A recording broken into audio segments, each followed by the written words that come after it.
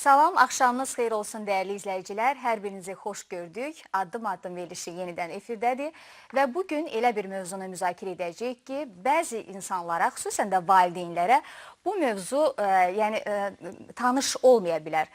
Bəzən artıq məktəb ili, dərs ili sona çatdı, amma inşallah yenidən tədris ili başlananda bu problemlərlə valideynlər üzləşə bilər. Bugün oxuma, yazma çətinliyi olan uşaqlardan danışacağıq. Bu riyaziyyat sahəsində də müşahidə olunur və təbii ki, bu mövzunu, bu sahənin demək olar ki, ən yaxşı biliciləri ilə müzakirə etməyə çalışacağıq, mövzunu açacağıq inşallah. Və onları sizə təqdim edim. İkram Rüstəmov, psixiatr, Esmira Kazımova, logoped. Xoş gəlmişsiniz hər ikiniz.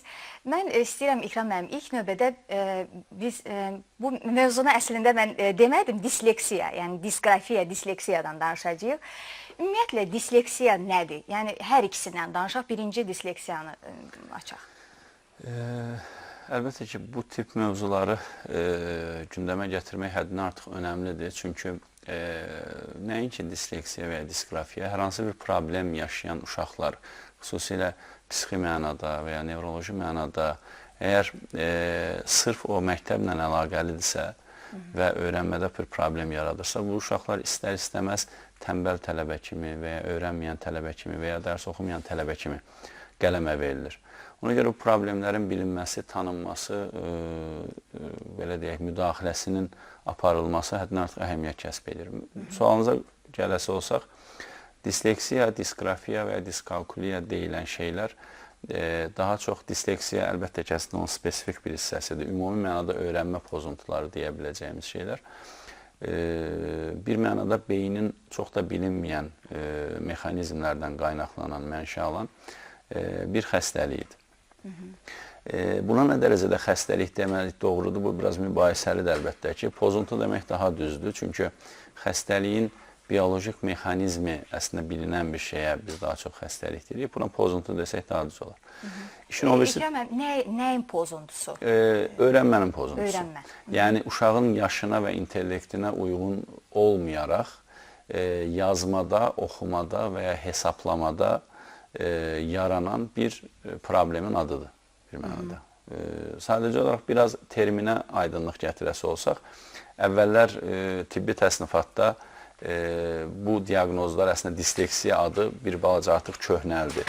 Çünki müasir təsnifatda artıq bütün bunların hamısını ümumiləşdirib öyrənmə pozuntuları adı ilə artıq ifadə etməyə başladılar. Yəni bir mənada məktəb dərslərində xüsusilə, çünki ən çox məktəb dövründə diqqət çəkir, amma sırf məktəb dərslərinə əlaqəli deyil, yəni ona məhdudlaşdırıla bilməz. Yaşanan bir öyrənmə problemi. Daha yaxşı müşahidə edir. Valideynlər də əslində məktəbə qədər dövrdə müəyyən şeylər hiss edirlər. Çünki bu uşaqlar indi klinik xüsusiyyətlərlə yəqin ki danışacağıq.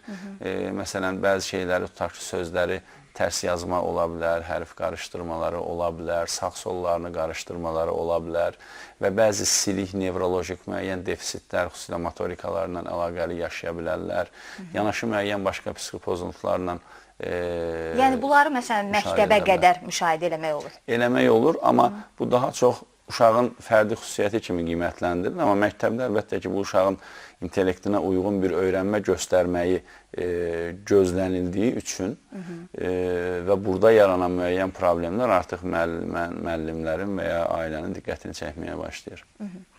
Esmira xanım, bu yəni pozuntu, bu öyrənmə pozuntusu, yazma pozuntusu daha çox yəni öyrənmədə məsələn nitqlə bağlıdır. Siz də uşaqlarla yəni nitqlə bağlı yəni dərslər keçirsiniz.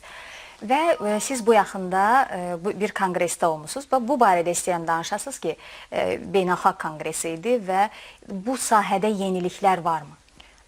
30-31 may İstanbulda keçirildi, ümumdünyəvi. İkinci ölkələr arası disleksiya konqresi idi. İkram müəllim dedim ki, burada disleksiya sadəcə fərdi bir ad kimi götürülmüşdü. Amma bu terminin altında həm diskalkuli, həm disqrafiya üçü də birləşdirilmişdi. Və Azərbaycandan başqa İngiltərə və Rusiya, başkənd kimi ölkələr, bir də Türkiyə 4 ölkə qatılmışdı. Azərbaycanı ilk dəfə olaraq mən təmsil edim. Mövzum disleksiyalı uşaqlarda nitq pozuntuları və logopedin işi. Sözsüz orada fikir mübadiləsi oldu. Amma bildiyiniz kimi əsas disleksiya və disqrafiyanın bir növrəsində yəni səs pozuntusu götürək nitq problemidir. Nəyə görə? Çünki disleksiya və disqrafiya ikisi də yazılı nitq qüsurlarının biridir. Çünki 11 nitq qüsurumuz var, problemimiz var. Onun 9-u şifahi nitq problemidir, ikisi isə yazılıdır. Diskalkuli sözsüz bura aid deyil, çünki bu riyazi bir problemdir. Və İkram mənim sözünə qüvvət, sözsüz ilk olaraq, fərdi olaraq yanaşmada məktəbə qədər dövrdə hiss olunur. Bunun bir növrəsində, məsələn, biz aqrammatizm disleksiyanın bir neçə növrü var. Məsələn, aqrammatizm disleksiya deyirik. Burada qrammatik cəhətdən uşaq cümlələrini düz qura bilmir. Və yaxud fonematik disleksiya, fonematik eşitmədə, prosesdə olan problemlərdir. Esmə xanım, deyirsiniz ki, cümlələri düzgün qura bilmir. Yəni, kiçik yaşlarda valideyn onu nədən bilsin ki, məsələn, bunda disleksiyadır? Yəni, bu adi bir hal kimi qəbul oluna bilər ki, uşaq hələ tam, məsələn, qavraya bilmir danışıqları, cümləni düzəldə bilmir. Yəni, bu bacarıqdan asılıdır. Disleksiya əslində məktəbə qədər dövrdə tam özünə büruzə verir. Yəni, burada yaş həddi, məsələn, yaş həddi 6-7 yaş. Yəni, məktəbə elə uşaq var 6 yaşında gedir, elə uşaq var 7 yaşında gedir. Məktəbə qədər dövr isə 1-ci, 5-ci sinif arası olur. Sözsüz uşaq ilk yazı pozu, oxuma bacarıqları orada müəyyənləşir. Amma məktəbə qədər dövrdə bəzi spesifik xüsusiyyətlər var ki, biz loqopedlər bunu görə bilirik. İlk olaraq gördüyümüz bir şey varsa, o kiçik motorikanın zəifliyidir. Neçə yaşda, məsələn, valideyn o fərq etməz. Məsələn, 3 yaşında da ola bilər, 2 yaşında da ola bilər, yaş yarımında da kiçik motorikada zəifliyi ola bilər. Məsələn, baxırsan ki, normal 4 yaşı var uşağın, amma hələ də qələmi düzgün tuta bilmir. Yəni, hələ burada yazmır. Söhbət bunu şəkil çəkməyindən gedir. Və yaxud da ki, ayaqqabısının bağını bağlaya bilmir. Məsələn, 5 yaşı var, uşaq hələ də bağlaya bilmir. Bax, o bacarıqlar neçə yaşda uşaqda artıq, yəni ən ilkin stadiyanı deyirəm, yaşı deyirəm ki, yəni nə vaxt o formalaşmalıdır, bacarmalıdır onlar? Normal uşağın fonematik qavraması 5 yaşına qədər formalaşmalıdır. Əgər 5 yaşından sonra fonematik qavramada yenə problem qalırsa, sözsüz o fonematik disleksiyaya gətirib çıxardacaq. Yəni, uşaq səsi, məsələn, əlifba deyəndə f-ın əvəzinə v yazır. F-nı v ilə əvəz edilir. Bu 5 yaşına qədər, çünki fonematik qavrama müəyyənləşməlidir. Və yaxud optik disleksiya biz deyirik, uşaq yazı yazanda p ilə b-nı səhv salır. Yəni, görmə vizual olaraq p ilə b-nı səhv salır. Minestik disleksiya da yenə də loqopedlərə aid bir şeydir. Yəni, uşaq, məsələn, deyirsən ki, qapı əvəzinə qabı yazır. P-nı fikirləşir ki, p hansı hərfdir? Qrafik olaraq tapa bilmir ki, p hansı hərfə, bilir p hansı hərfdir, amma onu fikirləşib orada yaza bilmir. Və semantik disleksiyaya götürsək, uşaqlar sadəcə olaraq oxuyur, çox gözəl oxuyur, oxuduğunda anlamır nə oxuyur. Məsələn, oxuyur, başda nə oxuyur və sual verir ki, sən nə oxudun? Onu başa düşmür ki, nə oxudu. Yəni, mövzunu, məsələn, qısa olaraq sənə 2 cümlə, 3 cümlə əsasında deyə bilmir, fikrini çatdıra bilmir sənə. Və sözsüz bunların hamısının bir növbəsində nitq problemləri olur.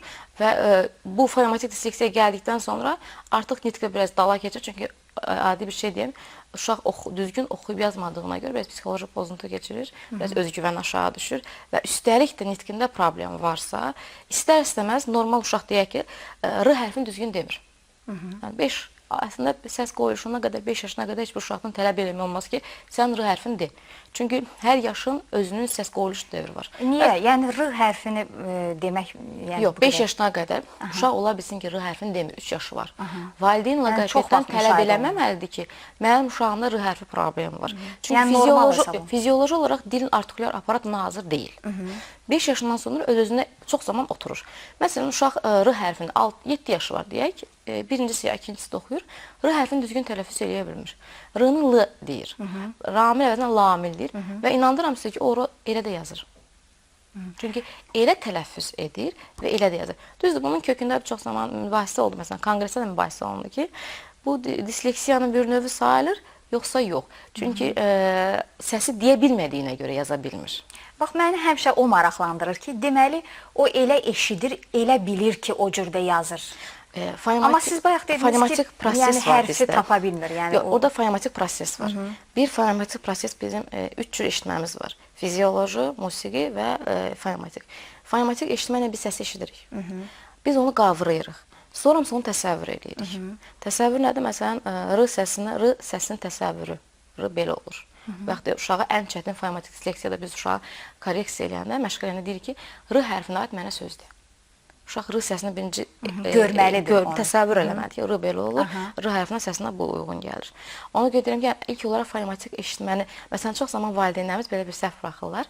Uşağa məşğəliyə aparanda birincisi uşaq hazırlaşmalıdır və başlayırlar uşağına deməyə ki, məşğəliyə aparırlar ki, yazmağı, oxumağı öyrənsin və bu zaman fonetik qavramanı işləmirlər.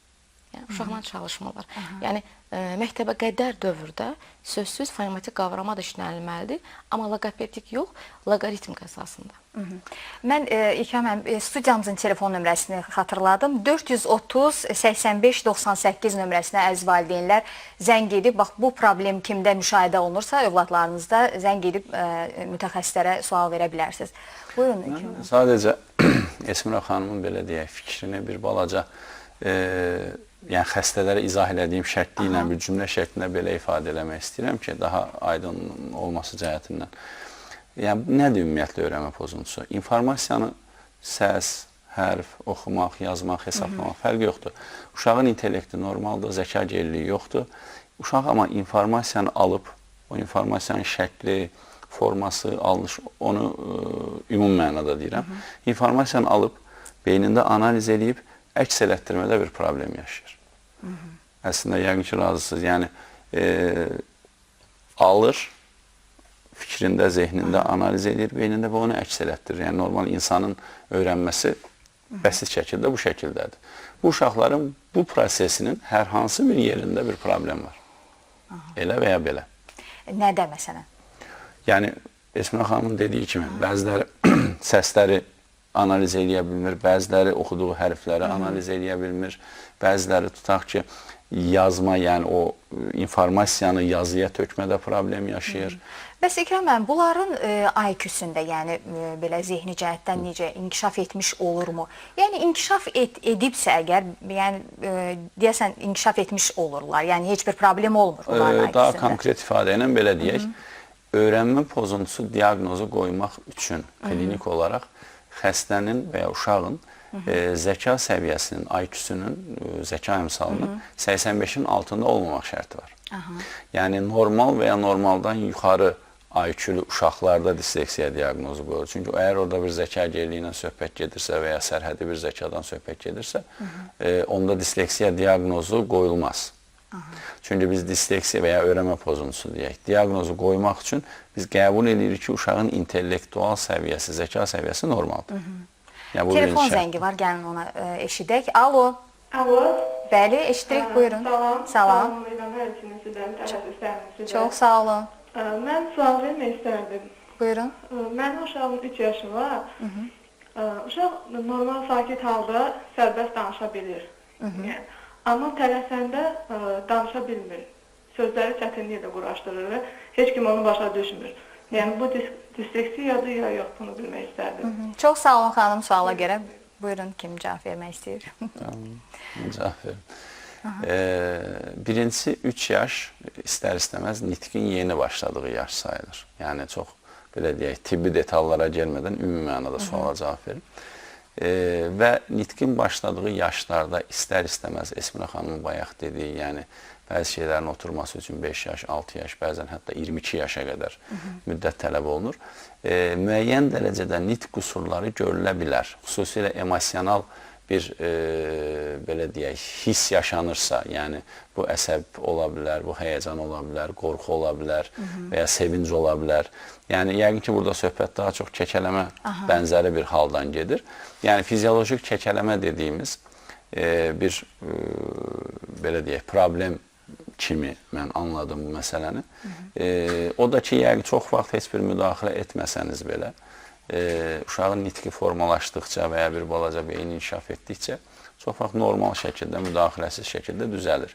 Yox, əgər uşaq səhər durandan axşam yatana qədər bu problemi yaşayırsa, yəni emosiyalardan bir mənada əlaqəsiz şəkildə, bunun da düzdür, müəyyən dərəcədə bəlkə də düzəlmə ehtimalı olsa da, amma burada artıq çox da gecikmədən müdaxilə etmək lazımdır. Bəzi mütəxəssislərə görə kəkələmənin hansı yaşda olursa olsun müdaxilə eləməyə ehtiyacını müdafiə edirlər. Çünki ya düzəlməsə, uşağın müəyyən dərəcədə, bayaq Esmira xanım dedi, ikincili psixi problemləri yaranmasın deyə. Amma əksər mütəxəssislər xüsusilə bu yaşlarda əmələ gələn sırf emosional mənşəli nitq problemlərində gözləməyi məsləhət görürəm. Yəni düzələ bilər sonra. Bəli, çox fiziolojik olur çünki. Yəni o yaş keçdikcə o uşaq onun öhdəsinə gəlir. İkram müəllim, bax bu problem, o disleksiya diqqət əskikliyi ilə yəni əlaqəsi varmı? Bəzi uşaqlarda məhz bu problem olur, diqqət əskikliyi. Yəni o onu gətirə bilərmi, disleksiyanı yarada bilərmi? Yəni ümumi mənada öyrənmə pozuntusu və diqqət əksikliyi başqa-başqa problemlərdir. Elə onların yəni əlaqəsini var. Necə əlaqəsi var? Birincisi, öyrənmə pozuntusu olan uşaqların demək olar ki, əksəriyyətində diqqət əksikliyi müşahidə olunur. Bəziləri klinik şəkildə özünü biruzə verəcək şəkildə ola bilər, bəziləri daha silik şəkildə ola bilər və ya nəinki diqqət əksikliyi, ümumiyyətlə öyrənmə pozuntusu olan uşaqlarda bayaq qeyd elədiyim nevrolojik mənada çox fərqli, silik, yəni daha zəif, çox da dərin olmayan simptomatika çeşidliliyi çox genişdir ümumiyyətlə. Yəni bunun içində diqqət əksiklikləri də var, bunun içində motorika problemləri də var, bunun içində beyin yarımkürələrinin arasındakı tutaq ki, o tam mənada assosiasiyaların əmələ gəlməməsi ilə belə deyək, əlaqəli müəyyən çox geniş çeşiddə problemlər ola bilər və s. Amma daha konkretləşdirəsi olsaq, yəni diqqət əksiliyi ilə disleksiya əksər vaxtı bərabər müşahidə edilir, amma eyni problem deyirlər. Yəni bir problemin iki fərqli versiyası kimi deyil. Yəni disleksiya tamamilə başqa bir şeydir, diqqət əksiliyi tamamilə başqa bir şeydir. Ortaq yönləri çoxdur, bəli. Telefon zəngi var, yenə də onu eşidək. Alo. Alo. Bəli, eşidirik sizi. Salam xanım. Salam. Mənim mütəxəssislərə sualım var idi. Bizdə uşaq 2 yaş 4 aylıqdır. Belə həkimlərə də müraciət eləmişik ki, bu danışmağı ilə bağlı. Hələ ki deyirlər ki, gözləyin, vaxtı gələcək danışacaq. Ümumiyyətlə bu ədli cəhətdən belə deyirlər, problemi yoxdur. Amma belə hər şeyi gecikibdir. Yəni oturmağı, diş çıxartmağı, hər problemi gecikibdir. Belə həkimlər deyir ki, gözləyin, normal vaxtda danışacaq. Bizdə hər şeyi başa düşür, oyuncağı, nəsə deyirsən başa düşür. Amma belə qırağa baxsın, adını çağırırsan, çevrilib baxmır. Danışmağı ümumiyyətlə ağzına kəlmə gətirib nəsə demir. Mən bununla bağlı sizə zəhmət olmasa demək istəyirəm ki, sizin mövzuya uyğunluğu varsa bir diaqnoz qoyardınız. Çox sağ olun. İndi cavablandırarlar həkimlərimiz. Buyurun. Mən ilk olaraq onu demək istəyirəm ki, uşağınız nə vaxtsa danışacaq. Bu artıq ümumiyyətlə düzgün deyil. O vaxtsa danışacaq sözün o vaxt deyirik ki, fizioloji bir pozuntu var. Məsələn, uşaq R hərfini demir, düzələr. Səsləri deyə bilmir, yaxud cümlə qurmağında biraz problem var. Amma tam normal uşaq artıq 1 yaş, 2-3 ayında artıq 2-3 söz deməlidir. Ən azı olaraq, ən azı və qu-vu yox. Konkret olaraq söz. Ana, ver, ən azı söz deməlidir. Artıq sizin uşağınızın 2 yaş 6 aydısa çox gecikmə. Deyək ki, məsələn, Azərbaycan üçün düzdür, gecikmə sayılmır. Çünki biz normal öyrəşmişik, İkram müəllimlə ki, gözləyək. Amma siz necədir? Nitq və psixika bir-birinə çox bağlıdır. Hələ ki, valideyn deyir ki, 2 yaş 6 aylıqdır, bəzi şeyləri başa düşür. Valideyn özü də şübhələndi bəzi şeyləri deyərək. Valideyn deməli ki, tam başa düşür, tam anlayış var. Və valideyn əvvəldə deyir ki, fizioloji olaraq, məsələn, diş çıxarmaq filan, onu mən həkimə, İkram müəllimə baxacam. O sözsüz bizə təsiri var. Fizioloji olaraq bu gecikməsi varsa, nitqində də gecikmə gəlib çıxardır. Amma bir şey deyim ki, biz həl-hazırda bu tip uşaqlara nitqin inkişafının ləngiməsi deyirik. Amma qaldı ki, adını çönüb baxmamağına filan, siz ən yaxşısı, yenə deyirəm, burada spesifik olaraq nitqi bu dəqiqə fikirləşməməlisiniz. Bu dəqiqə olaraq uşağın psixologiyasını fikirləşməməlisiniz. Çünki elementar olaraq 1 yaş, 4-5 ayında uşaq belə səsə reaksiya verməlidir. Qalmışdı 2 yaş 6 aylıq uşaqda hələ də adına reaksiya vermirsə, deməli bunun əsasında bir psixoloji bir pozuntu durur. Ona görə də ilk olaraq mən məsləhət görərdim. Söhbətsiz bizim sağlıqlı psixiatrlarımızda İkram müəllimə fərq etməz. Ondan sonra psixoloq və psixiatrın məsləhəti varsa, burada loqopedik mütləq vacibdir. Yəni burada belə deyək, Esmə xanım dediklərindən tam şərikəm, amma 2 yaş 4 aylıq bir uşaq birincisi danışdığı klinika alarm verməyə başlayıb. Niyə? Sizə deyilən o bəzi həkimlər dediyiniz insanların ki, hə, gözləyin, tam tərsi fikirdəyəm. Çünki birincisi nitq pozuntusu və ya inkişaf ləngiməsinin səbəbi nə olursa olsun, Bunun içində autizm də ola bilər, bunun içində inkişaf ləngiməsi də ola bilər, bunun içində ifadə dilinin və ya anlama dilinin gecikməsi də ola bilər və s. problemlər. Əgər yaşına uyğunsuz olaraq 2 yaş 4 ayın bütün inkişaf mərhələlərini nəzərə alaraq bir problem varsa, bunun müdaxiləsini ən tez vaxtda başlamaq lazımdır. Çünki bu tip problemlərə, inkişaf qüsurlarına 1-3 yaş arası müdaxilə dramatik bir yaxşılaşmaya gətirib çıxarda bilər. 3 yaşından sonra, xüsusilə 6 yaşa qədər olan dövr artıq müdaxilə şansının zəifləməyə başladığı dövrdür. 7-8 yaşına qədər əgər bu uşaqlara müdaxilə olunmuyubsa, səbəb nə olursa olsun, ondan sonra demək olar ki, imkansızdır. Deməli, əslində indi bu valideynə Bəli, biz xəbərdarlıq ən cəld bir gözləmək yox. şəkildə, ən tez bir şəkildə, yəni uyğun şəkildə, ən yaxınında olan düzgün yanaşma göstərə biləcək, diaqnostikanı düzgün apara biləcək bir mütəxəssisə mütləq şəkildə müraciət etməlidir və o gözdə deyən həkimlərə bir daha getməsin. Daha bir telefon zəngimiz var, gəlin onu da eşidək. Alo. Alo, salam aleyküm. Salam. Xanım, mən mütəxəssislərə sualım var. Buyurun. Bizdə demək uşaq oğlan uşağıdır, 6 yaşı var. O R hərfinin yerinə Y hərfi deyir. Məsələn, Ramin deməkdən məsələn Yamin deyir, Lamin deyir belə. L ilə Y hərfini həmişə çarpışdırır da, R həmişə. R-nın yerinə R ilə L deyir. Yəni bu problemdir yalnız. Bəli? Bu problemdir sizdə. Bəli. Y hərfi, R hərfinə Y ilə şey deyir. Esmə xanım, siz yəqin ki, cavablandırarsınız. Elə mən dediyimdir, burada uşaq 1-ci sinifə gedir, məktəbə gedir, yoxsa yox? Onu mən üçün çox maraqlıdır. Xəttədirsə, tamaşaçımız uşaq məktəbə gedirmi deyəsən kəsildi.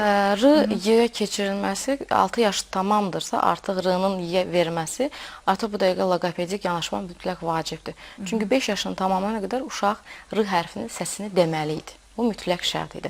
Artıq bir il belə gecikib valideyn. R-nın Y keçməsi, məsələn, çox zaman R-nın L-ya keçməsi asanda olur bizə. Çünki ikisi də dil ucunda olur, yəni işləmə R-dan L-ya asanda olur. Biraz Y dilin arxasındadır, yəni ona görə biraz loqopedlərə çətin olur. Sözsüz o ilk etapda R-nı L ilə əvəz edib, sonra Y-yə keçib. Yəni etap olaraq arxaya keçib səslər. Ona görə də mütləq bir R səsinin qoyuluşu, çünki artıq bir il gecikib, ən azı bir ay zat belə çəkməlidir.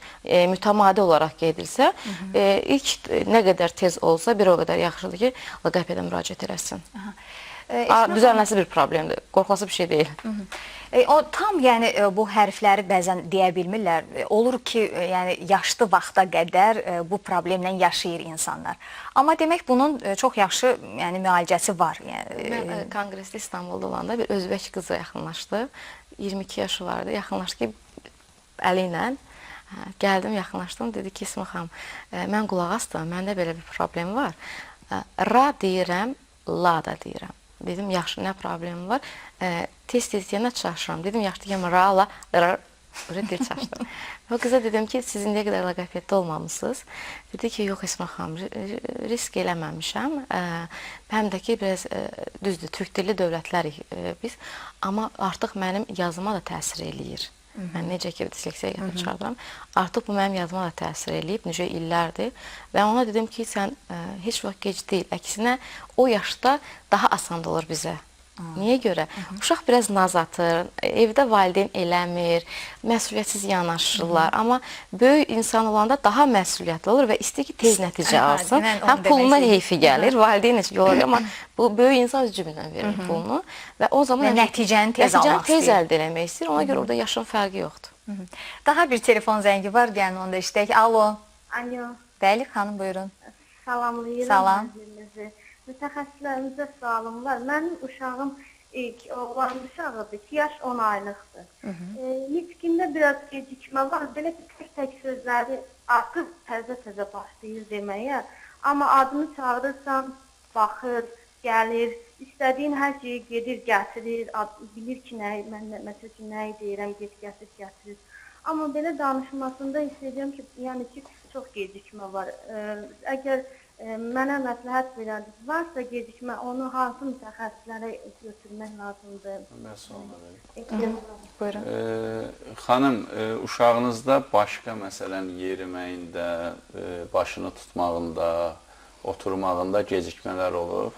Yox, hər bir şey normal olub. Bir 2 yaş 4 ayından tam yeriyir. Sözlər deyirmi məsələn, müəyyən sözlər, istəklərini sizə düzgün Hə, şəkildə?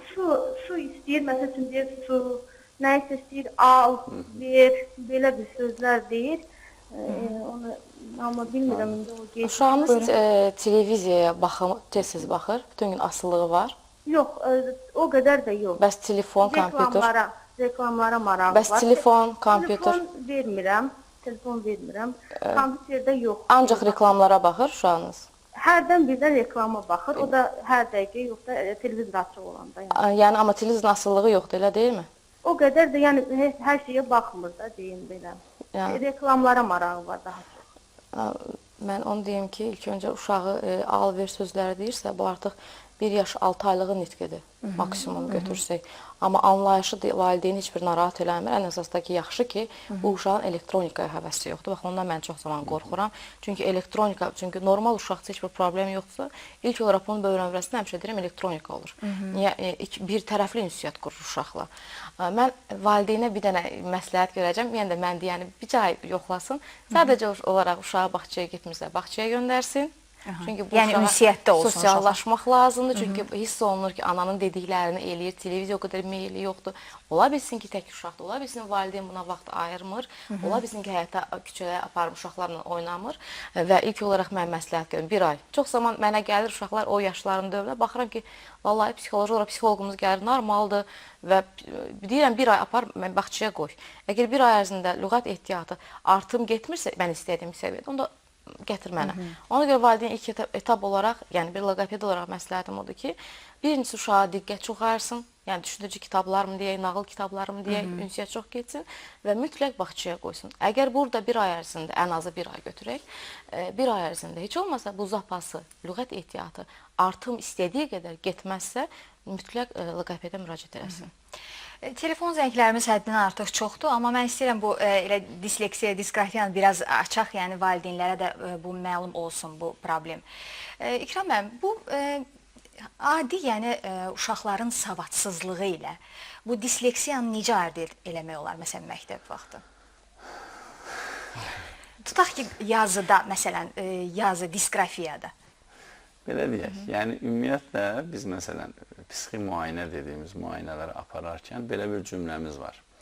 İntellekti sosial statusuna uyğundur. Yəni nə deməkdir bu? Zəka əlbəttə ki, bir mənada biolojik bir belə deyək, komponentidir beynin. Amma zəkanın təsirləndiyi və ya öyrənmənin də eyni şəkildə və ya digər bütün zehin diqqətin də eyni şəkildə təsirləndiyi müəyyən, belə deyək də, qaynaqlar, mənbələr var. Bunlardan ən başlıcası, məsələn, ailənin təhsil səviyyəsidir. Bunların ən başlıcası evdə olan emosional vəziyyətdir. Bunların ən başlıcası uşağın, tutaq ki, məktəb uşağından söhbət gedirsə, məktəbə qədər dövrdə aldığı pedaqogik təhsildən tutun, hər hansı bir, yəni sırf nəsə öyrətməkdən söhbət getmir. Yəni, uşağa oxunan nağıllardan tutun, uşağın, yəni hər şey, yəni bunun çox, indi ağlıma gələnləri saydım, bir çox o qaynaqdan bu uşağın öyrənməsi, diqqəti, emosional sferası, psixolojik inkişafı və s. təsirlənir. Ümumi mənada, yəni savadsızlıq biraz geniş məfhumdur. Yəni bunların hamısı savadsızlığa gətirib çıxarda bilər və ya bunların hər hansı bir əksikliyi.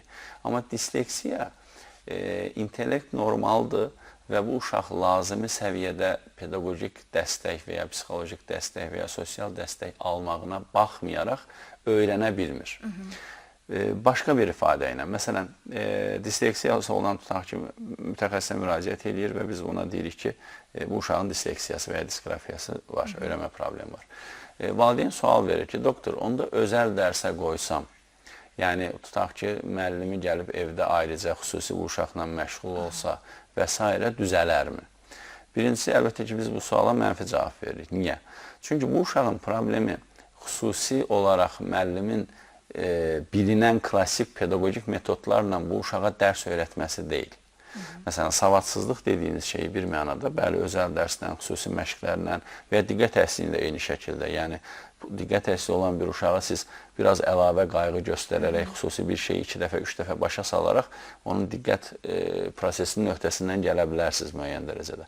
Amma disleksiyada belə bir şey yoxdur. Çünki disleksiyada əgər müəllim sinifdə öyrətdiyi metodika ilə istəyir özəl məşğul olsun, istəyir ümumi mənada məşğul olsun, fayda gətirməz.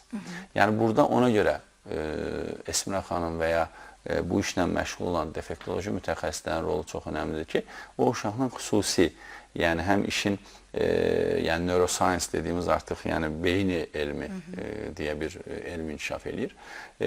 Neuroscience məsələsini bilən, yəni kognisiyanı bilən və yanaşma tərzini düzgün qura biləcək bir xüsusi defektoloq müəllimin onunla işləməyi ciddi əhəmiyyət kəsb edir. Eşmir xanım, burada sizin sözünüzə ehtiyacımız var. Yəni necə başlayırsınız məsələn ilk olaraq? Əgər bu uşaqda məsələn diqqət əskikliyi problemi varsa, məsələn xüsusi üsulla yəqin ki, bu uşaqlara öyrədirsiniz. Ümumiyyətlə bu disleksiya və disqrafiya uşaqlar işləməyin hal-hazırda 2 istiqamətə bölünüb işləmək. Bir Sovet üsulu ilə, bir də Avropa üsulu ilə deyək. Sovet üsulu ilə bizim defektoloq loqopedlərimiz işləyirlər. Avropa üsulu isə Davis Bota metodları ilədir. Orada desək, plastilinlə iş. Davis özü də dislektik olub, heykəltaraş olub, özü bundan öz metodu ilə qurtulub və Amerikada yerləşir o mərkəz. Ancaq bununla o insanlar məşğul ola bilər ki, oradan sertifikat alıb gəlmiş mütəxəssislər. Hal-hazırda Sovet ölkələrində, həmçinin bizim ölkədə ən çox Sovet metoduna üstünlük verilir və nəticə də əldə olunur. Sovet üsulundan burada ikili etap gedəcək. Bir, kiçik motorikanın inkişafı, 2, loqopedik işdir. Yəni, burada əgər fonematik qavramada problem varsa, yəni sözsüz disleksiyanın burada 5 forması var. Optikdir, mnestikdir, taktil də götürsə, taktil disleksiya deyək, görmə qüsurlu, problemli insanlarda rast gəlinir.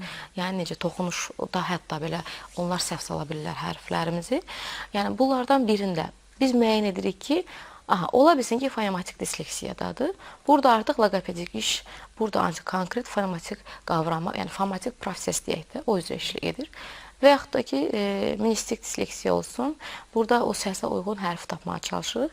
Və yaxud da ki, bizdə ən aktual bu dəqiq olan əks olunma yazı deyirik. Məsələn, uşaq mən əvəzinə nəm yazır. Hətta belə bir kino var. Əks olunma deyirik də. Onda artıq güzgünü qoyuruq belə və orada əksi görsənir. Və biz bu zamanı uşağı məcbur eləmirik ki, belə oxu. Biz sadəcə uşağın aləminə gedirik. Və uşağa ilk olaraq etapda sözsüz birinci olaraq uşaqdan inam qazanmaq. Yəni bizdə əksinədir. Yox, sən mən deyən kimi yazacaqsan. Əksinə, sən onun aləminə girməlisən. O niyə belə yazır? Yaza bilsəydi, çoxdan yazardı da bu uşaq düzgün. Bu bir. İkincisi, ən əsası da mən ona deyim ki, disleksiya zamanı bizdə nədənsə, keçən də verilişlərdən verilişə demişdim, mən də uşaq vaxtı xəttim çox eybəcər idi. Həkimlər məyanında toya gedəsiydi. Mən də hər gün otuzdururdular, 12 vərəqli dəftər yazdırırdılar, xəttin düzələcək. Allah düzəlmədi, indi də yenə bərbad vəziyyətdədir. Disleksiya uşaqlarda əksinə başlayırlar, bizdə müəllimlərimiz xət düzəldirlər. Dəfələrlə bir şey yazdırırlar. Yəni vacibdir mi o? Bu qətiyyən olmaz.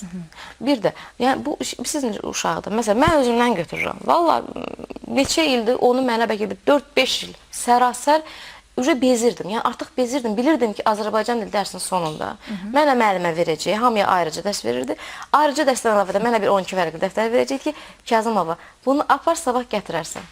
Və mən də otururdum, gözümün üzüyün təkə-təkə onu yazırdım. Amma valla dəyişilmədi. Həqiqətən doğrudan da əslində yəni bu müəllimlərə də bir yəni mesajdır. Uşaqlara həddindən artıq yüklüyürlər o yazını. Ümumiyyətlə belə bir məsələ var. Əslində çox həssas bir mövzudur bu. Məsələn, praktikada indi bütün müəllimləri əlbəttə ki, nəzərdə tutmuram, amma istisna və ya ümumi indi hörmətli müəllimləri bir tərəfə qoysaq, həqiqətən müəllimlərimizin əksəriyyətində deyək, psixolojik məsələlərə yanaşmada çox ciddi problemlər var. Və ya uşağın, tutaq ki, Esmirə xanım çox gözəl bir cümlə istifadə elədi. Bunu elədi, səhv elədi. Yox, niyə səhv elədi deyə, biraz arxa plan. İndi düzdür, müəyyən sosial şərait, müəyyən başqa məsələlər indi çox detallandırmağa ehtiyac yoxdur, aydındır. Amma ki, əgər indi bu iş görülürsə, heç olmasa məqsəd nədir? Bu uşağa təhsil eləmək. vermək, tədris vermək. Verə bilməməyin biraz səbəblərinə baxmaq. Yəni və ya başqa bu uşağın ailə problemi ola bilər, bu uşağın müəyyən psixi pozuntusu, bu uşağın disleksiyası ola bilər. Yəni xüsusi yanaşma. Nədir məsələ? Tutaq ki, anlaşılmadı nə olduğu və ya tədris prosesində pedaqoq bunu anlamadı. Uyğun şəkildə ən azından bir məktəbin psixoloquna yönəlilə bilər və ya uyğun şəkildə bir mütəxəssis işə cəlb oluna bilər. Ən azından uşağa bu mənada. Yəni, uşaq səhv elədi deyə və ya bir şey bacarmır deyə o uşağı yəni, biraz cəmiyyətdən ki, çünki bəzi müəllimlər fərqində deyirlər əslində uşağa bu verdikləri stimul və ya mənfi mesajın onun gələcəyində nə dərəcədə ciddi yaralar qoya biləcəyinin bəzən fərqində olmurlar. Yəni, bu məsələnin mən açıqcası öz praktikamda əziyyətini, problemini çox yaşayıram. Çox da üzülürəm bir vətəndaş olaraq. Təəssüf ki. Mən bir söz deyəcəm, İkram müəllim sözünə qüvvət. Sentyabr ayında məktəbə getmişdim, üzr istəyirəm, oğlum birinci sinif aparanda və siz deyənə rastlaşdım. Müəllimə 5 yaşında uşağı çıxartdı. İndi qanun var da bizdə. Əgər uşaq imtahanı verə bilirsə, birinci sinifə atlaya bilər. Əslində 6 yaşda bizə. Bu balaca belə bir uşaq çıxdı lövhəyə. Götdü maili sol əllə yazdı. Yazan kimi müəllimə gəldi. İşim var da səndən. Mən də oturub durub bulasam. Uşağa məcbur elədi ki, götür sağla yaz.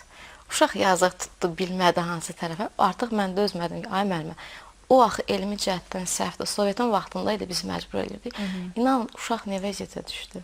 Yəni Çox pis oldu və iş orası ki, valideyn də anlamadı və mən yaxınlaşdım lövhəyə, əlindən qələmi təbaşir aldım, verdim o bir əlinə. Dedim, fərqi varmı siz o hansı əllə yazır? Bu uşaq bunu belə yazır.